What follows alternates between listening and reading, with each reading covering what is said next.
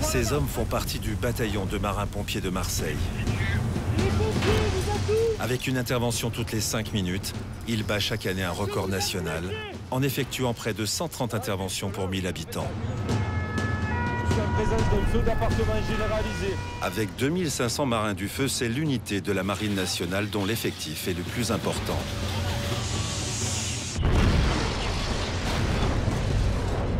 Cette caserne veille sur la deuxième ville de France, mais également sur sa façade maritime. Doté de 7 sections opérationnelles spécialisées, le bataillon de marins-pompiers de Marseille répond à toutes les urgences, avec un objectif permanent, intervenir en moins de 10 minutes entre l'appel et l'arrivée sur les lieux. Si le bataillon est considéré comme l'une des unités les plus performantes d'Europe, il le doit à l'engagement sans faille de ses marins-pompiers. Marseille, c'est aussi des arrondissements entourés de nature, constitués de pinèdes et de garrigues qui, pendant l'été, s'enflamment à la moindre étincelle. Une devise est gravée dans le cœur de cette élite. S'il y a des vies qui vous sont chères, pour le bataillon, elles le sont toutes.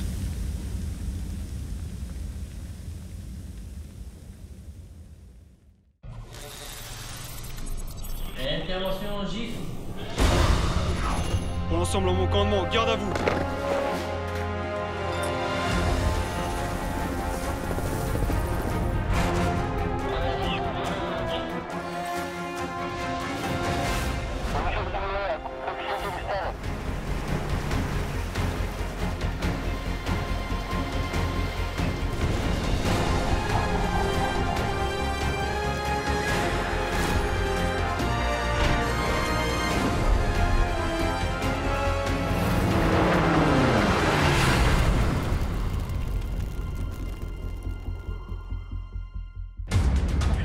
À Marseille, le 14 juillet, les cités s'éveillent et prennent le relais pour organiser leur feu d'artifice.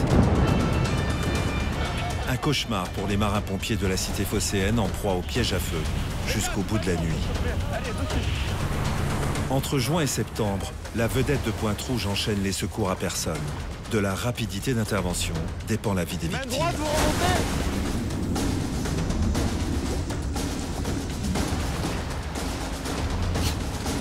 Les entraînements, c'est le secret de cette élite de la Marine nationale, les marins-pompiers de la section opérationnelle aquatique de Pointe-Rouge. Il n'y a pas d'intervention grave ou pas grave. Dès qu'on intervient, on est toujours au plus vite. Marseille, 21h. 17 casernes du bataillon de marins-pompiers de Marseille veillent sur la deuxième plus grande ville de France. Saint-Pierre est l'une des plus actives.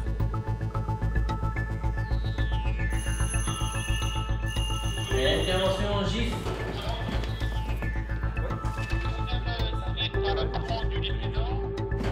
Chaque année, le 14 juillet, la fièvre monte dans les cités et se propage par l'intermédiaire d'étranges petits feux à répétition. Cette nuit est l'une des plus redoutées des marins-pompiers. Un feu vient d'être signalé au nord-est de la cité phocéenne, à 5 km du centre-ville. Part pour un feu de poubelle ou conteneur poubelle.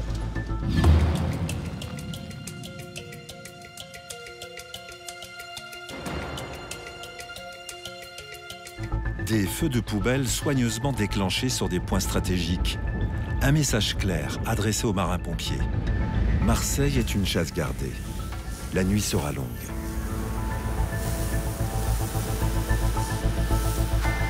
C'est la spécialité du 14 juillet. C'est des feux qui peuvent paraître anodins, mais c'est surtout des petits pièges tendus par les gens des cités généralement. Arrivés sur zone, les marins-pompiers jouent contre la montre. Dès qu'un feu est éteint, d'autres sont immédiatement déclenchés au prochain carrefour. Ah Nico, il y a celui-là, il y en a 4. Il y en a un autre là-bas. En apparence, ces feux de poubelle ne semblent pas dangereux. En apparence seulement, car certaines poubelles sont de véritables bombes à retardement. Les risques du feu de poubelle, il peut y avoir une bombe d'aérosol à l'intérieur qui présente un risque d'explosion. Il peut y avoir tout un tas de choses. Et puis après là, dans le cadre du 14 juillet, on est dans un cadre un peu délicat puisqu'il y a tous les jeunes des cités. Donc les risques, c'est l'environnement, c'est la population qui est pas très courtoise. Chaque année, c'est le même scénario. Des urgences qui s'enchaînent dans les quartiers populaires, avec le souci permanent pour Yannick de veiller sur son équipe. Ça peut mal tourner. Voilà, ça peut mal tourner. Il faut arriver à prendre du recul, surveiller ce qui se passe en haut, ce qui se passe sur les côtés, ce qui se passe autour, et être vraiment plus alerte que d'habitude. L'extinction de ces feux criminels ne pose pas de difficultés particulières. Le danger est ailleurs.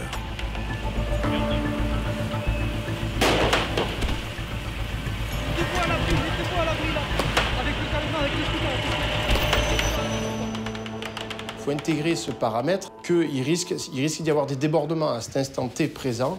Ce n'est pas un simple feu de poubelle comme ça. Il y a peut-être des gens autour qui gravitent, mal intentionnés, qui vont agir sur les forces de l'ordre, sur les pompiers, même sur les passants, sur les tierces personnes, dans le but de semer le trouble. Là, il utilise le canon pour éviter de sortir du véhicule. En fait, c'est jeter quelques projectiles, tire au canon et puis on se retire. Pour éviter les jets de pierre, les marins-pompiers se réfugient dans leur véhicule et éteignent le feu à l'aide d'une lance à incendie télécommandée. Les deux CCF vont quitter les lieux. Il y a pas mal d'animations au niveau de la cité La Cayolle.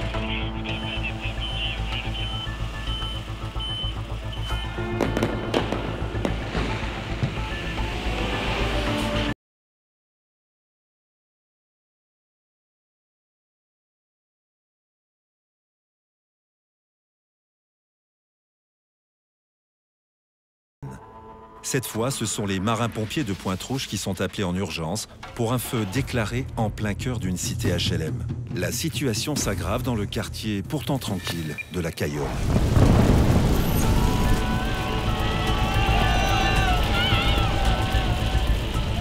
Vas-y, tape-là, tu pourras passer à la flotte.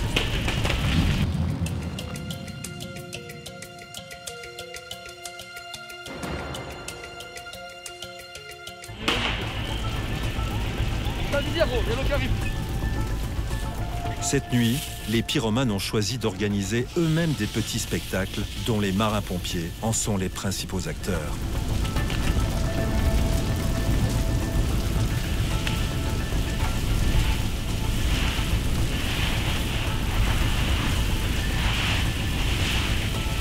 Mais le danger est bien là, omniprésent sur un véhicule en feu. Ce sont les pneus qui peuvent exploser, les jantes et des pièces métalliques qui peuvent partir comme des missiles. Sous l'effet de la chaleur, certains liquides de refroidissement du système de climatisation génèrent même un acide particulièrement dangereux.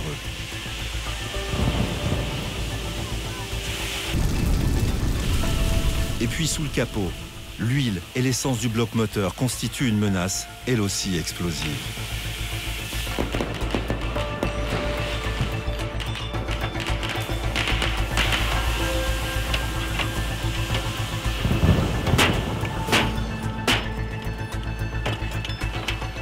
Pendant ce temps, Gérard, chef d'agré du fourgon à incendie, garde un œil sur les jeunes de la cité d'en face.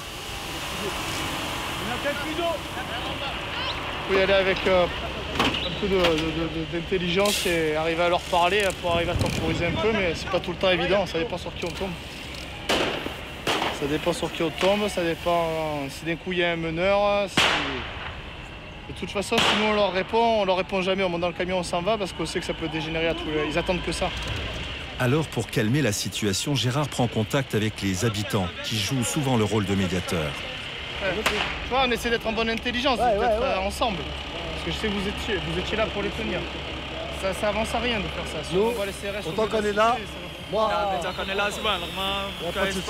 Après, quand on rentre, Bon allez, on vous laisse, on se revoit bon courage. plus ce soir, Bon les gars. courage. Allez.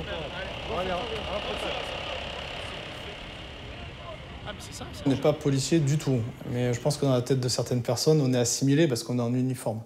Moi, je ne suis pas là pour répréhender les jeunes qui nous jettent des pierres. J'essaye juste de leur faire comprendre et de canaliser les foules pendant qu'on essaie de faire notre travail, qui est simplement d'éteindre un feu de voiture, un feu de poubelle, un feu de détritus. Bien reçu, donc je tire au fond de la rue des Farinières. Attention les gars. Les gars, tu m'alimentes s'il te plaît. Allez, de suite.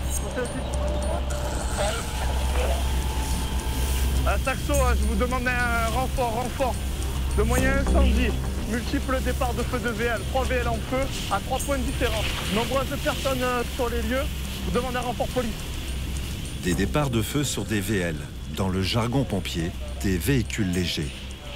Météo France prévoit cette nuit un Mistral de 75 km/h. Par précaution, le maire de Marseille a reporté le feu d'artifice. Les pyromanes prennent le relais.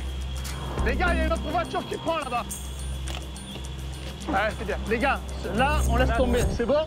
J'ai une nouvelle autre voiture qui prend là-bas. Va dessus. Remballe, oui, oui, oui. Est-ce que tu es alimenté?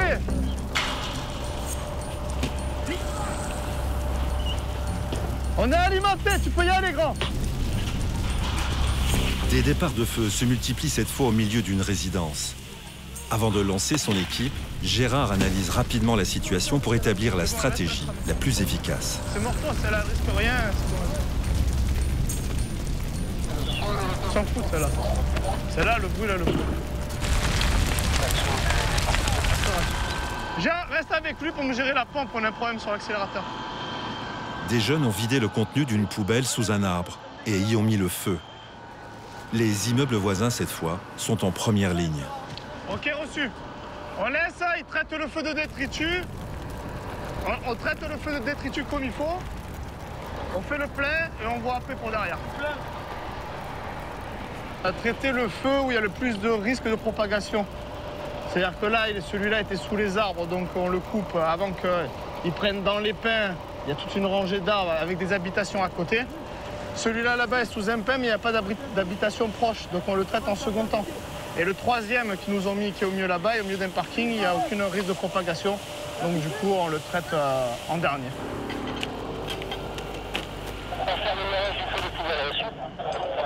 Ouais. Bande de 8 jeunes, là, ils ont foutu le feu à 2 voitures. Et quand on est arrivé, quand on a vu celle-là, ils ont sauté la résidence, ils ont brûlé 2 voitures, là.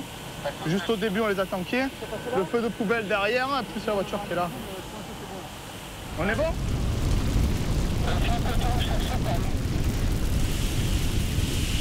Actuellement, procédons à l'extinction du dernier véhicule qui était sur un parking où il n'y avait pas de risque de propagation. J'ai fait contact avec le FI Louvain, je le libère et on va se préparer. C'est un jeu. C'est un jeu. C'est juste un jeu. C'est purement et simplement, tiens, on va faire venir les pompiers et puis on va s'amuser avec. C'est pas... J'ai presque envie de dire que c'est pas méchant des fois. Du caillasse, mais bon, parce qu'ils savent vraiment ce qu'ils font. Mais je veux bien le comprendre, mais j'excuse pas du tout.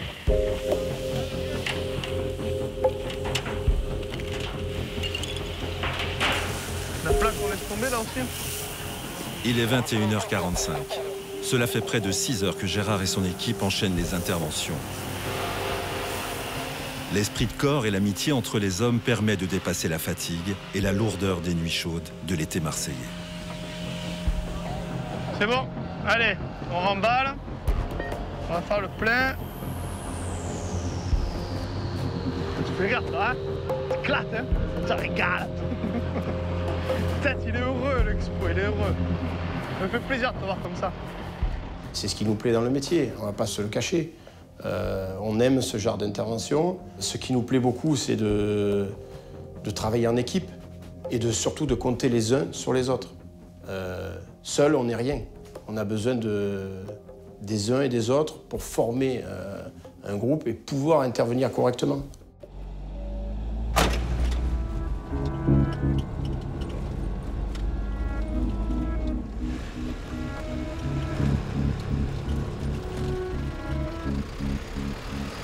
Retour à la caserne Saint-Pierre. Premier moment de répit pour les équipes de nuit.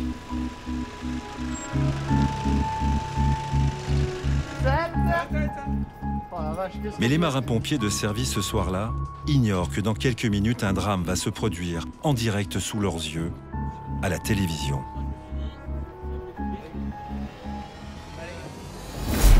Ça se passe vraiment dans le centre-ville de Nice. Claire, donc, il y aurait des victimes, des dizaines de blessés, il évoque aussi des dizaines de morts à prendre avec précaution à l'heure actuelle, mais des victimes. Oui, tout à fait, on a deux sources différentes qui nous parlent de 20 à 50 morts. Des témoins qui nous parlent de scènes abominables sur les réseaux sociaux. D'ailleurs, on a vu des images très choquantes. Le camion aurait foncé sur la foule. Le COS, le centre opérationnel de zone, a immédiatement évalué les besoins pour venir en aide aux victimes de Nice. Le plan Orsec est déclenché. Un plan d'urgence sanitaire et de crise impliquant les marins-pompiers de Marseille. Saint-Pierre est mobilisé en priorité.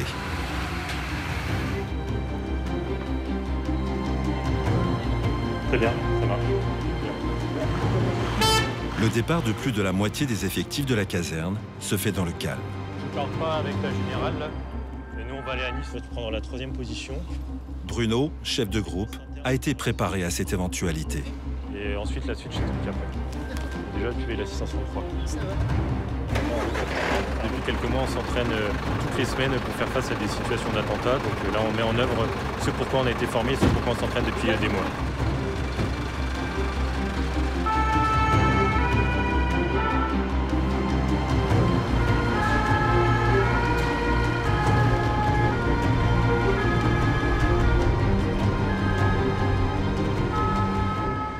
Dix minutes après l'alerte, la caserne Saint-Pierre semble abandonnée.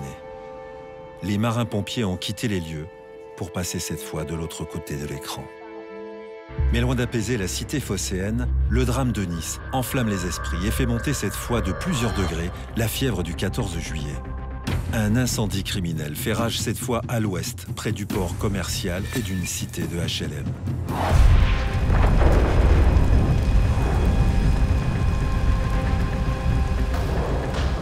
Ce gigantesque feu de palette très sèche dégage du monoxyde de carbone dont la combustion porte la température des flammes à plus de 800 degrés.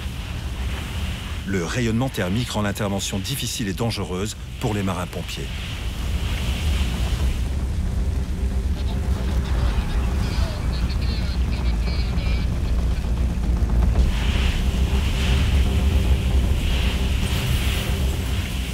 J'arrive pas à passer sur le canal.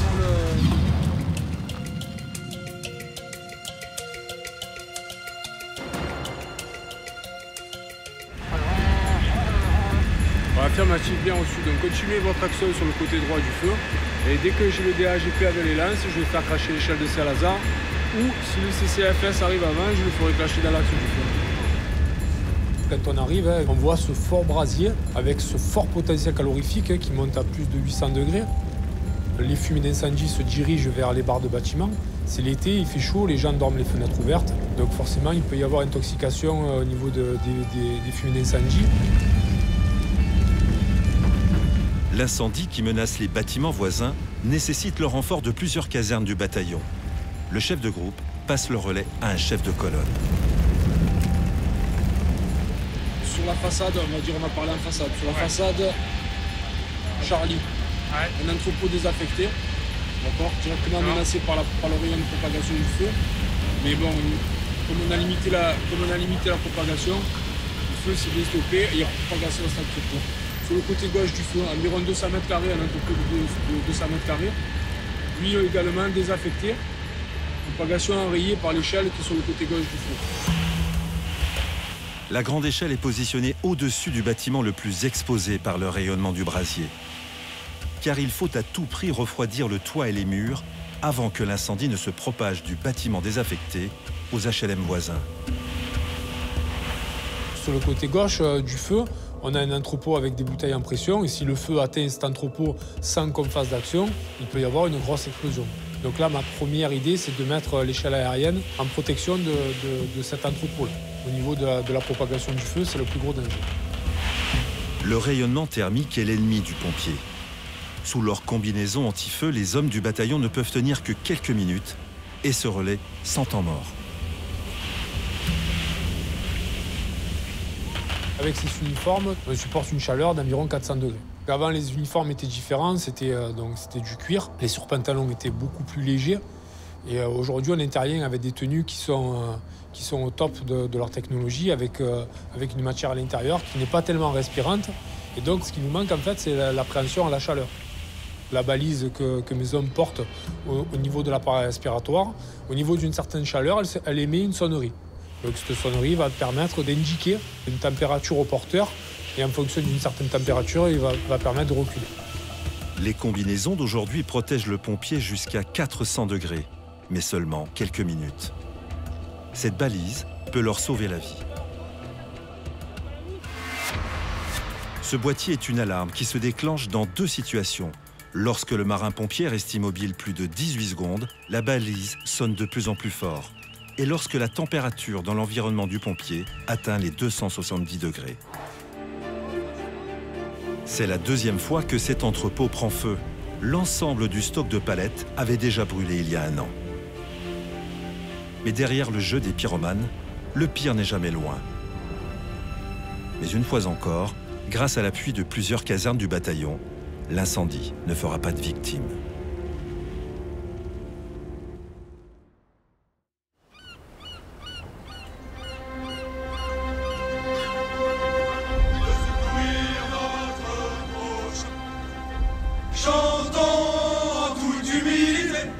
Le bataillon créé en 1939 est composé aujourd'hui de 2500 marins-pompiers qui effectuent en moyenne près de 120 000 interventions par an. Chaque année, cette unité d'élite de la Marine nationale recrute 200 jeunes issus de toutes les régions de France. 17 centres d'incendie protègent la ville de Marseille. Ce matin, à l'école des marins-pompiers, 9 officiers en fin de formation vont recevoir le titre tant convoité de chef de groupe. Raphaël, jeune officier, va bientôt rejoindre l'élite des marins-pompiers. C'est un jour important aujourd'hui parce que c'est la fin de notre cours, donc ça fait 1 an qu'on est à cette école et qu'on est formé pour devenir officier marin-pompier. Je vais recevoir mon casque rouge, donc, qui signifie que je deviens un pompier opérationnel, chef de groupe. Donc pour moi, c'est le meilleur moment et je touche du doigt le rêve.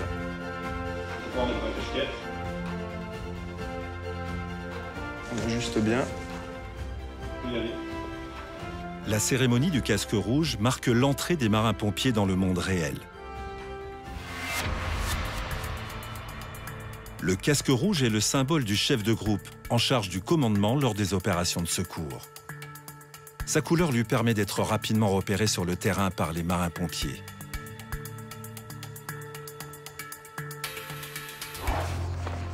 Dans quelques instants, ces officiers vont recevoir des mains de l'amiral leur casque rouge.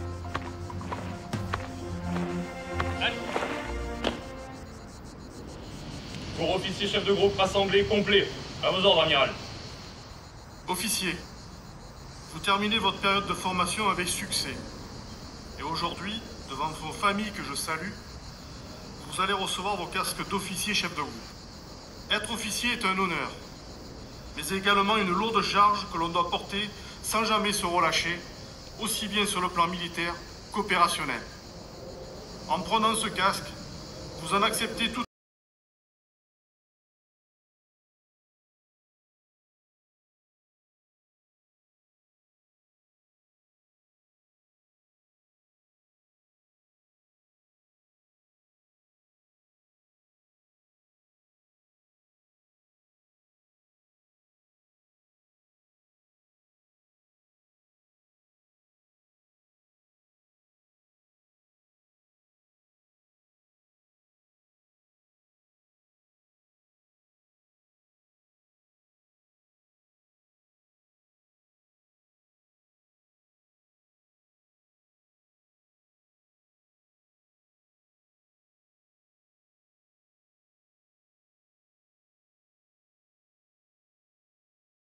Les pompiers vont rendre cette fois un hommage vibrant aux morts. Pompier stagiaire Savino. Mort pour la France. Matelot Logier. Mort au feu. Matelot Jean. Mort au feu. Matelot Valzer. Mort pour la France. Au mort. Aujourd'hui, suite aux attentats de Nice, le discours de l'amiral Charles-Henri Garrier, commandant du bataillon de Marseille, va prendre une gravité particulière. Aujourd'hui, notre pays est frappé par le terrorisme lâche. Des témoins qui nous parlent de scènes abominables sur les réseaux. Alors préparez-vous. Ce n'est pas aujourd'hui un exercice. On aurait foncé sur la foule sur une longue distance. Nous, marins-pompiers, nous devons rester mobilisés. Nous, marins-pompiers, nous devons rester debout dans la tempête. Car si vous mollissez, c'est la sécurité des Marseillais qui sera engagée. Et c'est la sécurité de vos propres familles. Pour l'ensemble de mon commandement, garde à vous.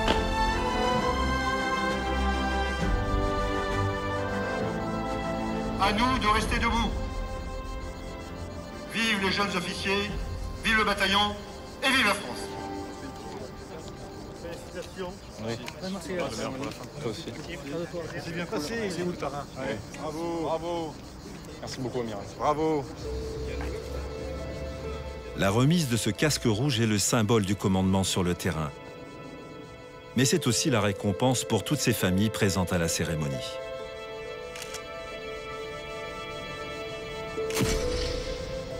C'est un jour important pour nous parce que c'est un jour important pour le jeune officier qui vient de recevoir le casque rouge. Les mamans comme les papas, en ce qui me concerne, je crois que la réussite des enfants, c'est important. C'est l'aboutissement de toute une vie, finalement, parce que maintenant, ils sont officiers. Armés de leur casque rouge, ces jeunes officiers vont pouvoir enfin rejoindre l'une des 17 casernes du bataillon de Marseille.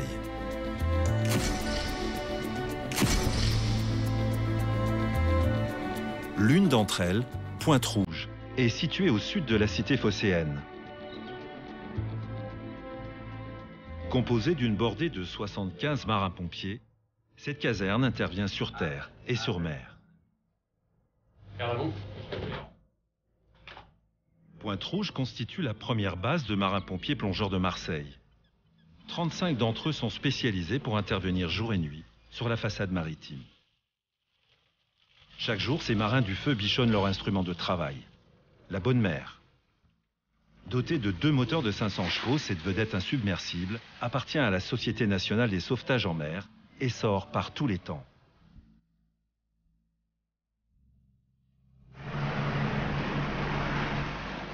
Chaque équipage, composé de 5 marins-pompiers, assure une garde de 24 heures, durant laquelle la Bonne Mère couvre les 24 km de côte qui s'étendent des Calanques de Marseille aux plages populaires le long de la Corniche et les îles du Frioul. Allez, transmettez, je vous écoute. Donc si vous êtes prêts, je vous donne la position. Pareil à noter pour la Bonne Mère. Au 52 du Creuse, donc 43 degrés. 16, moins 91, il sort 46. Longitude 5 degrés. Bien reçu, je vous remercie. Le PC vient de signaler un accident au large des îles du Frioul. Une femme s'est heurtée la tête en glissant sur le pont d'un voilier. Pas de précision sur l'état de la victime. Il n'y a pas d'intervention grave ou pas grave. Dès qu'on intervient, on est toujours au plus vite. Une fois sur zone, on analyse, on fait la situation. Il n'y a jamais de je le prends tranquillement parce que c'est telle ou telle intervention. On ne sait pas comment peut dégénérer l'intervention derrière. Qu'est-ce que vous avez préparé? 5 premiers secours, plan dur? Très bien. Premier obstacle, situer le lieu exact où se trouve la victime. Le voilier se situerait dans l'une de ces criques. J'arrive sur les lieux, bon. Non, tu t'occupes des secouristes à bord de l'embarcation. On fait une reconnaissance, on va voir comment on se met, je te dirai quel côté, on se mettra à couple, je le dis. Voilà. Pour l'instant, la mer est calme. La vedette va pouvoir s'approcher au plus près du voilier où se trouve la victime. Auré, tiens le bateau? C'est lequel? À midi. Gérard cherche à gagner du temps. En se mettant à couple avec le voilier, la personne blessée pourrait être plus facilement transbordée. On s'amarre. Ouais, on s'amarre, on s'amarre. À l'avant, mettez-la, il part dehors. Non, mettez-la. En glissant sur le pont du voilier, une jeune femme a heurté violemment la base de son crâne. Bonjour. Bonjour madame, ça va ou pas? Vous avez perdu connaissance? Non? Il n'y a pas de perte de connaissance? Non, ok. Vous avez mal au cou ou pas, madame? Ok. L'oreille. Est-ce que vous avez une bosse au niveau de la tête ou pas? Oui. Et c'est chute mécanique, hein? C'est dû à un mouvement, c'est pas dû à un malaise, hein? Non? Ok. Collier? Ouais, collier, plan dur. Collier, plan dur. Donc c'est une personne qui a fait une chute de sa hauteur et qui a tapé derrière l'oreille un winch. Tant qu'elle n'est pas prise en charge, qu'il n'y a pas des radios qui ont été faites, enfin c'est des types d'interventions, c'est un choc. La violence du choc, on n'était pas présent pour l'estimer. Donc on garde toujours en tête que la situation peut évoluer, bien sûr. Madame, je vais vous mettre un collier. Ne bougez pas la tête. Le but, c'est... Je vais éviter de prendre... Impossible à ce stade de la prise en charge de déterminer si la victime, dans sa chute, a brisé une vertèbre. Mais il faut faire vite, car la météo vient d'annoncer un coup de Mistral. On va pas trop traîner, j'ai l'impression qu'on rip. Hein. On va pas traîner, j'ai l'impression qu'on rip. Dès qu'on est en mer, c'est un milieu qui bouge tout le temps et qui est mené à évoluer. Donc selon le type d'intervention, la durée qu'on va rester sur place, il faut que j'anticipe un peu l'état de la mer et la météo. Si j'ai un bateau qui passe à côté de moi et qui me fait des vagues, il ne faudrait pas que le bateau vienne coincer une main ou un pied ou même casser du matériel. Gérard, le patron de la vedette, a 20 ans d'expérience. Il sait qu'un traumatisme crânien peut développer à terme une hémorragie cérébrale. Le truc, c'est qu'on la décale comme ça. De ce côté-là? De ce côté-là, on cale le plein dur là et on la repose. Ouais.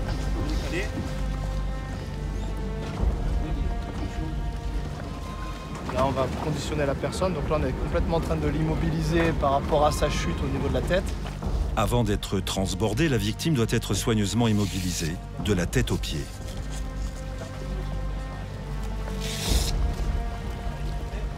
Et on va la transporter sur la vedette. Une fois transportée, on l'enverra à l'hôpital pour un contrôle. C'est bon, devant.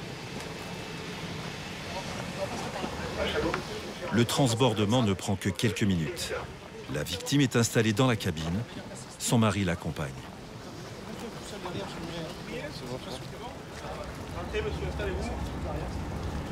Donc c'est douleur derrière la tête et l'oreille droite ou gauche? Le secouriste de l'équipe établit un document bilan destiné aux médecins urgentistes.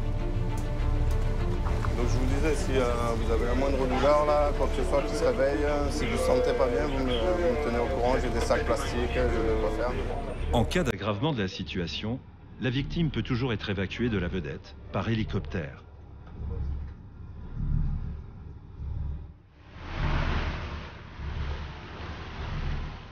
On va essayer d'aller assez rapidement quand même sur le bord de la Pointe Rouge afin qu'elle puisse être prise en charge par une ambulance et qu'on puisse après l'évacuer sur un hôpital donc à Marseille. Donc là, entre autres, ce sera les urgences Timon.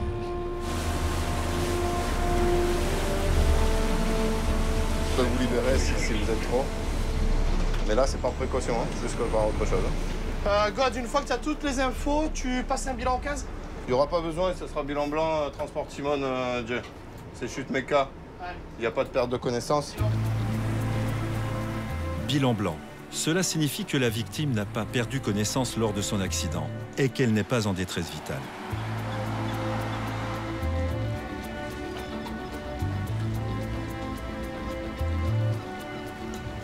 Oui, prenez que la SNS 152 est à quai Port Pointe-Rouge. La victime féminine sera prise en charge par le VSAV 1 Pointe-Rouge, bataillon des marins-pompiers de Marseille, pour une évacuation en direction de CHU La Timone. Dès le débarquement de la victime à quai, une équipe réarme la vedette et embarque à bord une nouvelle civière de remplacement en cas de nouvelle urgence. 30 minutes se sont écoulées entre l'alerte et la prise en charge de la victime par Gérard et son équipe.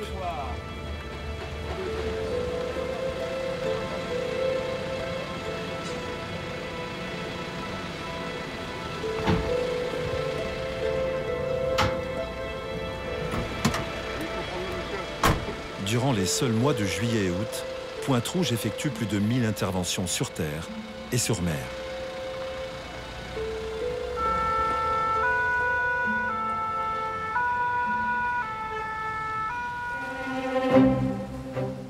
À À l'heure où les touristes désertent le littoral marseillais, une équipe de plongeurs de Pointe-Rouge se prépare pour une nouvelle sortie en mer.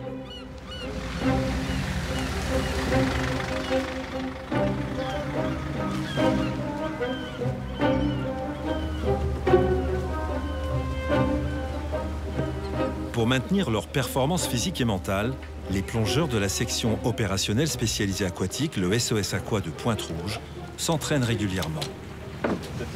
On va partir sur l'île Mer. On va faire une petite plongée, je pense, sur les fromages. C'est un petit site là-bas, 40 minutes sur profondeur vraiment qui va être limité à 20 mètres. L'exercice de ce soir est une plongée de nuit. Là, c'est un exercice d'entraînement, c'est une plongée d'entraînement, donc c'est pas opérationnel, donc on peut prendre le temps de s'habiller. Mais c'est vrai que c'est mieux d'arriver directement sur les lieux, on soit déjà prêt, que rester une demi-heure à tout préparer. Au moins, si jamais on oublie quelque chose ou quoi, on se rend compte de suite et on a toujours l'opportunité d'aller sur le quai pour récupérer les affaires.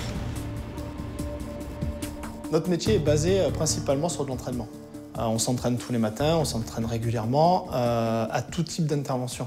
Cette formation nous permet d'acquérir une expérience et surtout d'acquérir certains automatismes qui nous permettent d'analyser des situations et surtout nous permettre d'avoir les bons réflexes adaptés à une situation.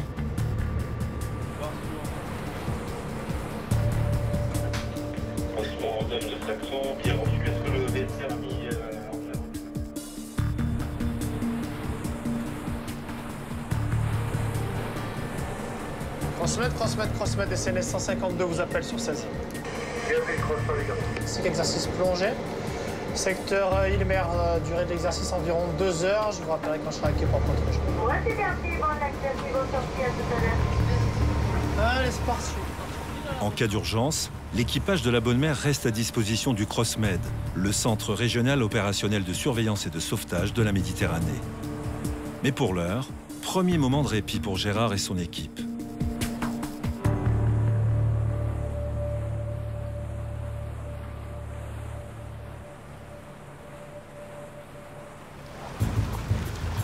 Quand vous êtes prêts, vous me dites, je vous contrôle. Allez, donc move.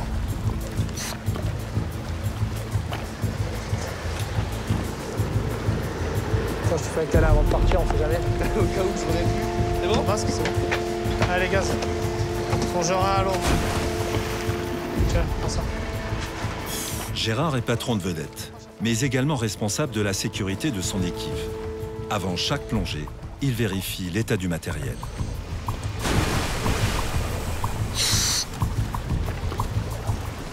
Réserve haute. Allez. Main droite, vous remontez. 40 minutes max, 20 mètres. C'est bon. Vous restez ensemble. Vous faites 20 minutes aller, 20 minutes retour. Je rappelle que s'il y en a un qui se perd, de tout le monde qui remonte, c'est reçu.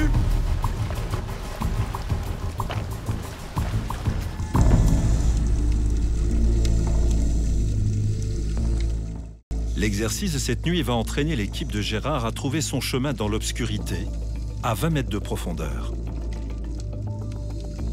En plongée de nuit, seule la torche offre un point de repère aux 4 plongeurs. Ce type d'entraînement est destiné avant tout à entretenir la maîtrise de soi dans un milieu hostile. Une torche en panne peut provoquer une panique.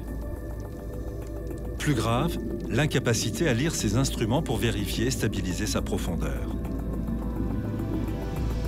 Ces entraînements réguliers améliorent la maîtrise des émotions. Le stress que les gens connaissent sur différentes interventions au niveau terrestre, les angoisses et les trucs qu'il peut y avoir qui peuvent se passer selon les types d'interventions dans le noir, sur un gros feu, dans une pièce complètement fumée où il n'y a plus rien, on ne voit plus rien, nous on est obligé de le gérer sous l'eau. Donc en plongée de nuit, c'est encore plus, j'ai envie de dire entre guillemets, stressant parce qu'on n'y voit qu'avec un phare, comme dans une pièce complètement fumée. Chaque exploration nocturne constitue également un exercice de reconnaissance des fonds marins des calanques.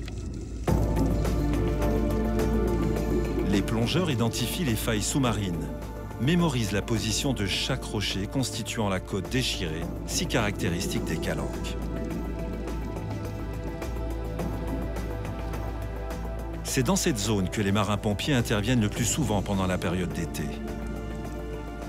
Il n'est pas rare que des touristes surpris par la nuit restent coincés dans les calanques et se blessent.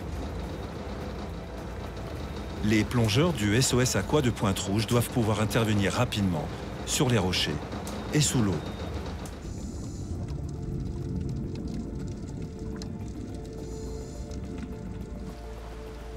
Cette plongée de nuit nous permet de réaliser des exercices de recherche. Donc on a des modes de fonctionnement au fond de l'eau où on va s'organiser à 2, à 4, à 3. On a des exercices de sécurité à faire, c'est-à-dire que si à un moment ça se passe mal, il faut que le binôme puisse remonter son deuxième binômé. Il faut qu'on puisse réagir si on ne se sent pas bien, qu'on a un essoufflement ou si d'un coup on se sent oppressé. Il faut arriver à maîtriser cette angoisse ou cet essoufflement. Donc pour ça, il n'y a que l'entraînement et réaliser des heures sous l'eau. Durant 40 minutes, les plongeurs de Pointe-Rouge se livrent à des exercices simples, comme enlever son masque et le remettre en le vidant de son eau.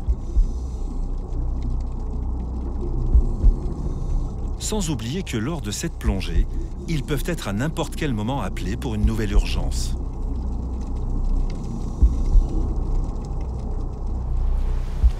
Quand on part en exercice comme ça, si on reçoit par la radio un appel nous demandant d'intervenir pour n'importe quel type d'intervention ou n'importe où, le personnel étant à l'eau, on dispose de moyens de rappel. On a des pétards de rappel qui sont des gros pétards en fait, qui fonctionnent sous l'eau.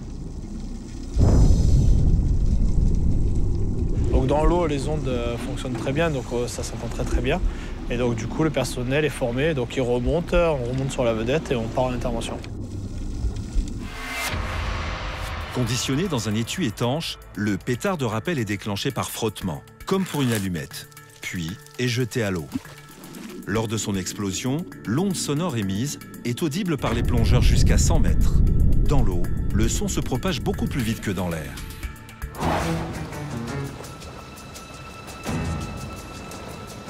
L'autonomie des plongeurs est en moyenne de 60 minutes à 20 mètres de profondeur. Mais en cas d'intervention et à une plus grande profondeur, un plongeur peut épuiser sa réserve d'air en moins de 30 minutes.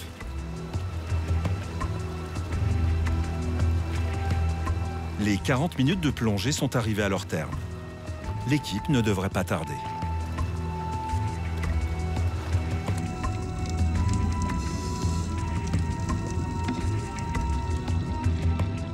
À l'aide de ses instruments de mesure, le chef de palanquet guide ses hommes en direction de la Bonne Mer.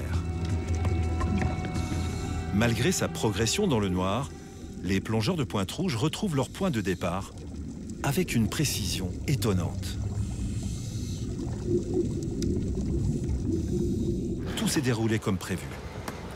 Ça a été? Ça va. T'as vu, c'était à 18,5. Reçu, très bien. C'est que 10 mars au fond. Ah ouais? C'est 10 mars volant. Tu sais? Pas trop froid avec le Mistral? Au fond, là, 17.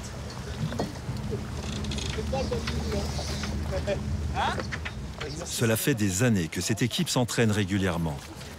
Cette plongée de nuit avait pour but d'entretenir les réflexes. Ce qui est important, c'est qu'on soit vraiment habitué, un peu accoutumé à plonger de nuit. Parce que si des fois on doit faire une inter la nuit, qu'on soit pas surpris par le fait qu'on soit dans le noir, par le fait qu'il y ait des choses qui peuvent nous arriver de droite et de gauche et qu'on soit surpris, quoi. C'est pour éviter tout ça. Il y a des fois quand ça remue, c'est pas top quand même. Il est temps pour l'équipage de retourner à sa base. La garde de 24 heures se terminera demain matin à 8 heures. En attendant, cette nuit, les marins-pompiers prendront toutes les urgences sur terre, comme sur mer. La cohésion et l'amitié ne font qu'un dans le bataillon de Marseille. Au niveau du bataillon, on passe énormément de temps ensemble. J'ai des amis au travail, je les connais depuis leurs 20 ans. On a fait tous nos cours et nos cursus ensemble. On connaît leurs enfants, on connaît leurs épouses. Donc effectivement, on a tout le temps évolué ensemble. Donc on passe énormément de temps ensemble. Donc oui, ça fait partie de la famille. Tu regardes ça, hein? C'est classe, hein? Ça régale. Et au cœur de cette famille des marins-pompiers, il y a la Bonne Mer. Chaque équipage est responsable de son entretien et comme l'on dit en langage militaire, doit être armé en permanence. Car la vedette de Pointe-Rouge ne dort jamais.